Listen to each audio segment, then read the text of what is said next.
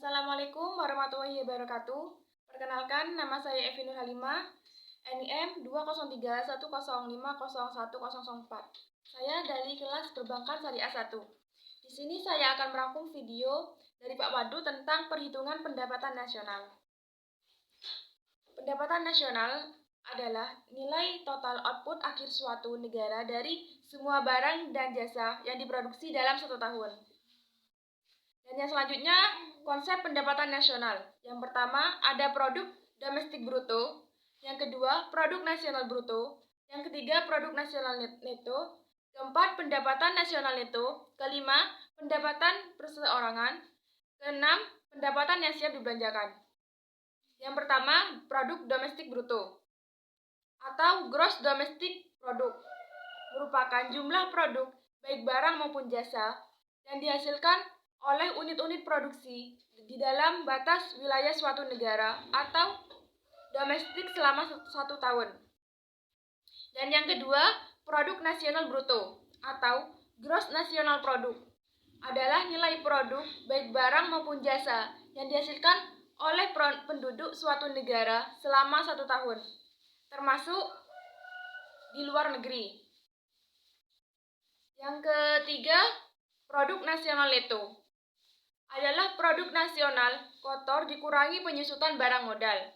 Dan yang keempat, pendapatan nasional neto atau net national income adalah pendapatan yang dihitung menurut jumlah balas jasa yang diterima oleh masyarakat sebagai pemilik faktor produksi. Dan yang kelima, pendapatan perseorangan atau personal income merupakan jumlah pendapatan yang diterima oleh setiap orang dalam masyarakat, termasuk pendapatan yang diperoleh tanpa melakukan kegiatan apapun. Misalnya gaji seseorang karyawan kantoran maupun pendapatan wira swasta yang didapat secara berantai. Dan yang terakhir yaitu pendapatan yang siap dibelanjakan atau disposable income. Pendapatan ini adalah pendapatan yang siap untuk dimanfaatkan guna membeli barang dan jasa, konsumsi, dan selebihnya menjadi tabungan dengan disalurkan menjadi investasi. Setelah mengetahui konsep pendapatan nasional, selanjutnya tentang manfaat perhitungan pendapatan nasional. Yang pertama, mengetahui tingkat kemakmuran suatu negara. Yang kedua, mengevaluasi kinerja perekonomian dalam skala tertentu. Yang ketiga, mengukur perubahan perekonomian suatu negara secara berkala. Yang keempat, memudahkan dalam membandingkan kinerja ekonomi dari setiap sektor. Dan yang kelima, sebagai indikator kualitas hidup masyarakat di suatu negara. Yang keenam, sebagai indikator perbandingan kinerja antar negara. Ketujuh, sebagai indikator perbandingan kualitas standar hidup antar negara.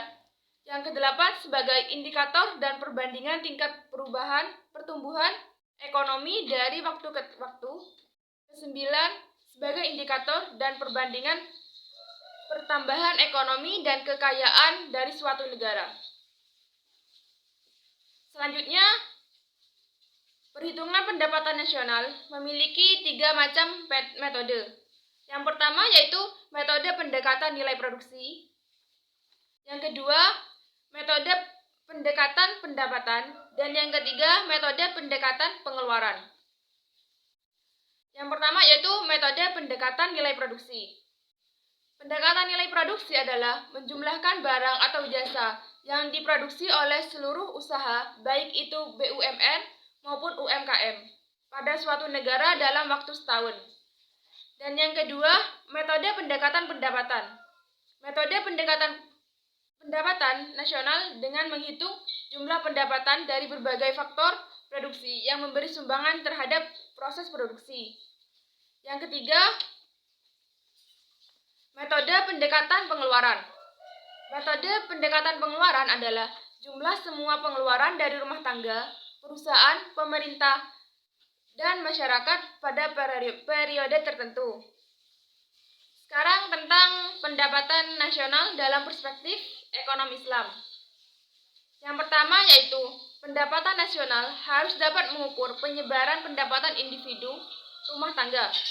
Dan yang kedua, Pendapatan nasional harus dapat mengukur produksi di sektor pedesaan.